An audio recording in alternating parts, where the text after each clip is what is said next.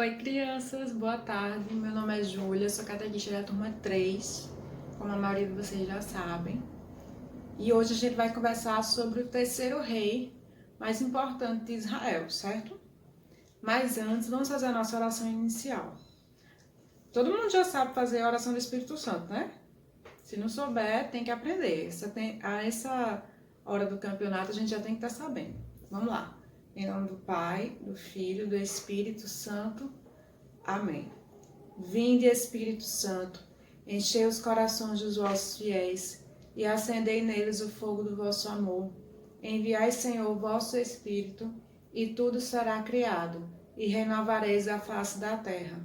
Oremos. Ó Deus, que instruíste os corações dos vossos fiéis, com a luz do Espírito Santo, fazei que apreciemos retamente todas as coisas, segundo o mesmo Espírito, e gozemos sempre de sua consolação, por Cristo Senhor nosso. Amém. Nas semanas anteriores, vocês viram falar sobre o rei Saul e o rei Davi. E agora a gente vai aprender um pouquinho mais sobre o rei Salomão, que foi o filho do rei Davi, seu sucessor. O rei Salomão foi o rei mais sábio de Israel. Ele era filho do rei Davi e construiu o primeiro templo de Jerusalém. Durante seu reinado, Israel viveu uma época de grande paz e prosperidade. Salomão começa a reinar. Salomão era filho de Davi com Batseba, depois que se casaram. Deus prometeu que de todos os filhos de Davi, Salomão seria seu sucessor. Quando Davi estava muito velho, Adonias, outro filho seu, se proclamou rei. Então Davi tomou ação e mandou proclamar Salomão rei. Salomão acabou com a oposição e seu reinado foi estabelecido. Salomão obedecia a Deus como seu pai Davi. Um dia, Deus apareceu a Salomão num sonho e lhe disse que podia pedir o que quisesse. Salomão pediu sabedoria para governar bem. Isso agradou a Deus, que lhe deu muita sabedoria e também riquezas, fama e vida longa. Salomão provou que era sábio quando resolveu uma disputa entre duas prostitutas. Cada uma tinha um bebê, mas um tinha morrido. As duas diziam ser a mãe do filho vivo e não havia forma de saber quem dizia a verdade. Então, Salomão mandou cortar o menino vivo ao meio e dar metade a cada uma.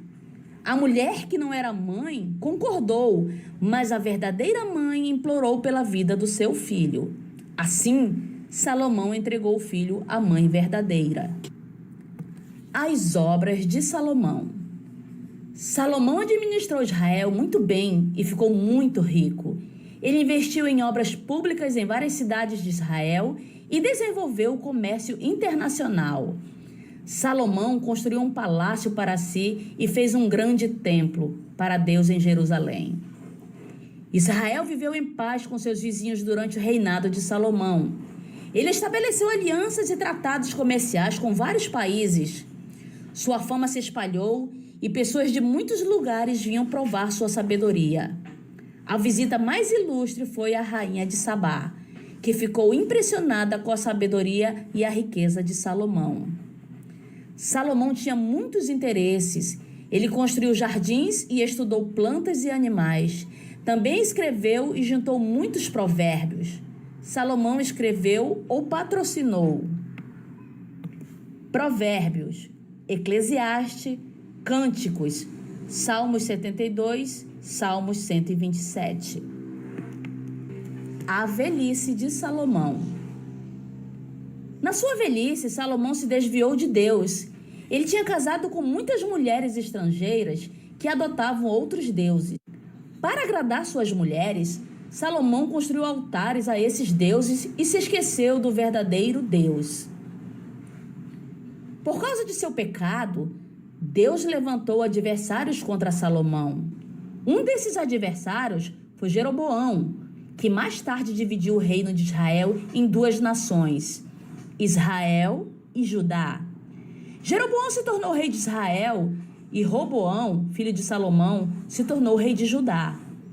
Salomão era muito sábio, mas ele acabou se desviando da fonte de toda a sabedoria. Deus. Por causa disso, ele perdeu a sabedoria para manter a paz e não conseguiu ensinar sabedoria a seu filho, que perdeu grande parte do reino. Agora que a gente já conhece mais ou menos a história do rei Salomão, a gente viu que ele construiu o Templo de Israel, que ele foi o rei mais sábio de todo o povo de Deus, não só do povo de Deus, ele foi o homem mais sábio de todos os tempos, porque Deus prometeu dessa forma. Só que Salomão, ele cometeu alguns pecados. São 3 os principais pecados de Salomão. E a gente precisa dar uma olhada nesses pecados, porque esses pecados são comuns também com a gente. O primeiro pecado de Salomão é ele amorneceu na fé. O que significa amornecer na fé? Ficar morno. Ou seja, na sua velhice, ele casou com as mulheres de outras pagãs lá da época, que acreditavam em vários deuses. E para satisfazê-las, para que elas ficassem felizes, ele construiu vários templos, altares, cultos para os deuses pagãos. Mas ao mesmo tempo, ele não deixou de acreditar em Deus, nem no que o seu pai Davi tinha lhe ensinado. Só que ele deixou de seguir a Deus, de fazer o que Deus quer, de ouvir a voz de Deus. Então não adianta a gente acreditar em Deus, mas não seguir a Deus. Isso significa estar morno. E no Apocalipse Jesus diz que entre o quente e o frio, o morno, ele vomita. Ou seja, ele prefere as pessoas que não acreditam nele ou as pessoas que acreditam nele totalmente. As pessoas que acreditam e não seguem, ele não quer perto deles. Certo? Então, assim, esse foi o primeiro pecado de Salomão e foi o pecado que fez com que Deus prometesse que o reino dele seria dividido, ele perderia o reino. O segundo pecado de Salomão muito grave foi a ganância. Quando lá no comecinho, quando ele virou rei, que Deus perguntou o que ele queria e ele pediu apenas sabedoria, Deus ficou tão feliz com o pedido dele que Deus deu inúmeras riquezas, prometeu a ele ser o homem mais rico da terra. E Salomão foi. Só que Salomão não cansou de ser rico. Ele continuou querendo ser mais e mais. Para isso ele imprimiu um jugo muito pesado sobre o povo de Israel. O que significa isso? Altos impostos, muito trabalho. Ele foi tornando a vida do povo quase impossível, super sofrida, escravizando pessoas, tudo para que ele ficasse mais e mais rico. Então, assim, a ganância desagradou muito a Deus, porque Deus não quer seus filhos sofrendo, certo? E o terceiro pecado de Salomão foi a vaidade. Salomão foi extremamente vaidoso, justamente por ser extremamente rico. Não que ser rico seja um defeito. O problema é que quando a riqueza se torna mais importante que Deus, é aí que está o problema. Isso significa vaidade. E Salomão foi desse jeito. Ele amava a riqueza, ele construiu inúmeros palácios, ele construiu inúmeros templos, biblioteca, grandes prédios, grandes monumentos que existem até hoje, certo? Construiu o Templo de Israel, um templo gigantesco, acumulou muito ouro, diversos jardins, represas, ele criou balneários, muita coisa, mas tudo para uso próprio, para si, para ele desfrutar. E inclusive em alguns escritos do livro de Eclesiastes, ele diz muito: para a minha vida, para o meu desejo, para o meu coração. Então ele se colocou à frente de Deus. E isso deixou Deus furioso, certo? Deus chegou a falar com Salomão, avisou a ele dos pecados dele, avisou que não estava gostando das idolatrias dele, da vaidade, da ganância. Conversou, chegou a falar 2 vezes com Salomão, e Salomão não acreditou. Então o que foi que Deus fez? Ele tirou o reino de Salomão. Como? Deixou Salomão ficar velho, bastante doente. Foi quando Salomão caiu em si em tudo que tinha acontecido em sua vida, tudo que ele tinha feito. E o seu filho não se tornou mais rei. Ele se tornou rei, mas o reino foi dividido em 2. Ele perdeu boa parte do reino. E esse foi o castigo de Deus. Se Salomão era tão vaidoso, ele queria que o filho dele fosse tão importante quanto ele, Roboão. Então Deus tirou isso do filho dele. E por que ainda não tirou no tempo de Salomão? Porque ele disse que não ia fazer isso, porque ele tinha prometido a Davi, que tinha sido um bom servo. Então ele não ia descumprir a promessa dele.